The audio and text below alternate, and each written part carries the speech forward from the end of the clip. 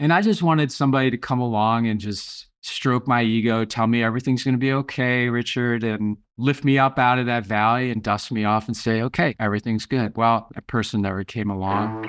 We are back with Mike Malatesta talking about his unbelievable story. We've just covered an unbelievable, crazy event that transpired, the loss of his business partner. And at this stage of the game, Mike, you're rebounding, you're trying to recover, you're trying to bring yourself out of this valley that you spoke about to get onto the other side, to continue the business moving forward. Hopefully the business isn't crashing around you. What were some of the things that allowed the business to maintain during that period? How were you able to even keep the business going with all that stuff happening? Was there some insurance involved? How are you able to keep the ship afloat? Yeah, well, you can imagine, like, this guy that gave me all this confidence, my best friend, all this stuff. Now he's gone, right? We started this business around his kitchen table with his wife and his kids, right? And now he went, he gave up everything he had to go work with me, right? And here we are. He's now, Diane doesn't have a husband. The kids don't have a dad. And the connection between them and this is me, right? That's how I'm thinking about this. And so whenever you have an industrial accident like this or anything happen in business, it gets a lot of attention, right? OSHA in the US, so OSHA comes calling. You got insurance issues to deal with. You've got permitting issues to deal with in our particular business. And those are the kind of things that you might not necessarily expect it in this particular specific situation, but you expect that kind of stuff. It comes with the territory. Having to talk to your partner's wife about what his shares are worth now that he's deceased and how to handle that is not something I was trained for. And it's not something that I ever thought I would have to do. But I was trained to plan for the worst. And we, from the very beginning of our company, we planned for the worst, and we bought, Keyman.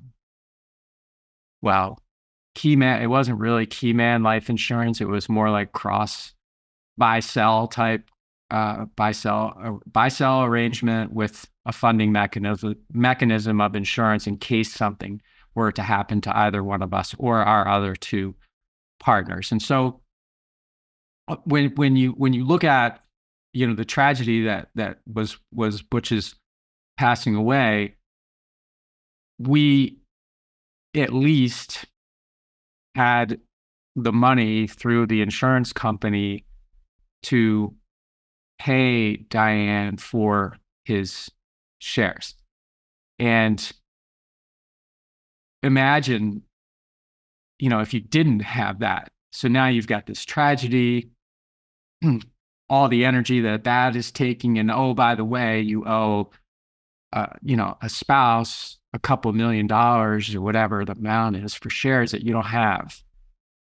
Now you think about where that puts your business, right? So we were very fortunate. How many employees did you have at this point in time, Mike, roughly? How many responsibilities? We had about 50 at this time. That's a lot of mouths to feed, and they had mouths to feed, and they're all expecting to be able to come to work the next day. Yeah. And of course, none of them have any idea about this insurance thing going on in the background and how. So, yeah. So anyway, fortunately, we had put this in place from from the very beginning, and it worked the way that it was supposed to work. And it's something that is very easy for a lot of business owners to overlook, right? Especially when you get started young, you think you're going to be invincible. Everybody around you is invincible. The likelihood of something happening is very small, and all of that part might be true, but invincibility is not true. And things can happen at any time. And if you're not prepared for it, not only are you going to deal with the consequences personally, but your business can, uh, well, it can go away. I mean, it can be something that you just can't get past. What and not just the insurance, Richard. I mean, what if you didn't have a buy-sell agreement? What if you didn't have a mechanism in place to uh, to value a business or an asset or whatever if something were to go wrong? Is you're just inviting um, a worse situation, a lawsuit or whatever. And nothing good ever comes from that kind of stuff. So you,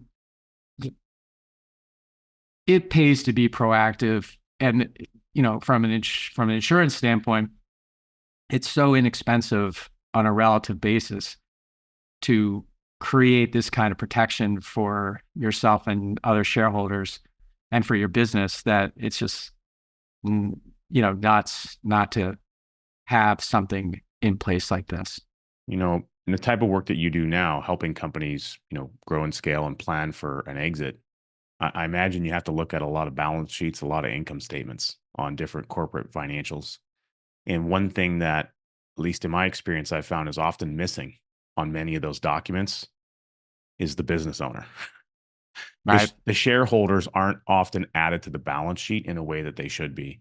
And for in many cases, without them, the business it ceases to exist, or it certainly is in a position where it may not exist for much longer. And so when you Yeah. can place people on the balance sheet by using a properly structured insurance program, you not only can you create, depending on the design of it, maybe an emergency fund, a lot of other value in there, but you can create peace of mind so that you can be in a position to keep that business going despite what gets thrown at it. And you and Butch, really, I suspect he was probably a leading edge on maybe pushing for initiating that to some degree. Maybe you guys got some great advice earlier on, but I mean, how tremendous that you had that in place. Again, the likelihood being low, but just because it's low doesn't mean it doesn't exist. Yeah. I love the way you put that, attaching that to the balance sheet. Cause yeah, you're thinking about, the leader in a business or the top three leaders in the business, right? They are arguably have, from a physical asset standpoint themselves to an intangible asset standpoint, everything that they have up here, and it's on the balance sheet, it's zero. There's nothing. It's zero. It's not even on there, right? How do you quantify the human potential and Yeah, the human resource? We're talking about human resources. right. How do you quantify the human resource that's in between our ears, that squishy mass, that powerful computer that helps us make problem-solving decisions when you're growing a business? Yeah. Oh, I love the way you put that. Yeah, I'm going to use that. God, this is smart. But yeah, you look, any way that you can mitigate risk, particularly with a product that is monetizable in the event of a catastrophe like life insurance is, you just have to have it, even if you think your business isn't worth anything, because you lose a partner, even if your business, isn't worth a ton of money, you still have to replace that partner, and you don't replace a partner, in a business with zero money, right? It takes money to attract a new person or hire, consultants or temp help that you might need in during the time that, you're overcoming the loss or whatever it is, anything that you can mitigate risk with, that's monetizable right away, like insurance is so smart. And I know it sucks to pay the premiums. Everybody goes, oh, it sucks to pay. Yeah, it does. But only up until you need it. And then it's like, that's the best deal that there ever was. And I'm so glad I did it and had it. And in your scenario, of course, Diane, Butch's wife and family, they have a right to go on living. And Yeah. they have they need the time, they need the grieving component, and they don't need to be thinking about a lawsuit, how are we going to fund our life, all the things Right. that are additionally pressured upon them. The fact that you were able to create liquidity in very short period of time to be able to give them the chance to go on with their life and to represent the value that Butch brought to the table while he was with the organization. I mean, what a blessing, what a gift that is to be able to give them that opportunity, that choice, to make sure that it's fair and equitable, and to be in a position where you have these 50 other people in the business that Yeah. also have families and mouths to feed. They're not wondering if they're going to be able to get a paycheck next week. Yeah. Yep. Very true. Very true. It was one of the smartest things that we had ever done. That's for sure. Now, we talk a little bit about innovation on this show, and one thing that it sounds to me, and we had a little discussion at the break, a key innovation for you during this period of time, the aftermath of what happened with Bush, was really having good coaching, being in a Yeah. position where not only you could be coachable, but you could have someone help you through, through, or really up, I should say, crawling up, as you put it, this valley of darkness that you've been placed in after this event. So at what point did coaching enter the world, and how did you know you were ready to receive it? So I didn't know that I was ready to receive it. So I'll just say that, but I was desperate. I I had friends recommend a program called Strategic Coach to me before this had occurred with Butch. And um, I mean, I just dismissed it. I like, oh, that's great for you guys, but I don't need that stuff, right? Even though I've been feeling the way I expressed that I had been feeling, and I was kind of overwhelmed and I didn't really know what to do, I just thought, I'm going to grit my way through this, Richard. I don't need this stuff. And then after what happened with Butch and me, dropping myself into this valley of uncertainty, it became clear to me that I had to try something. We'll be right back with Mike after these incredible messages.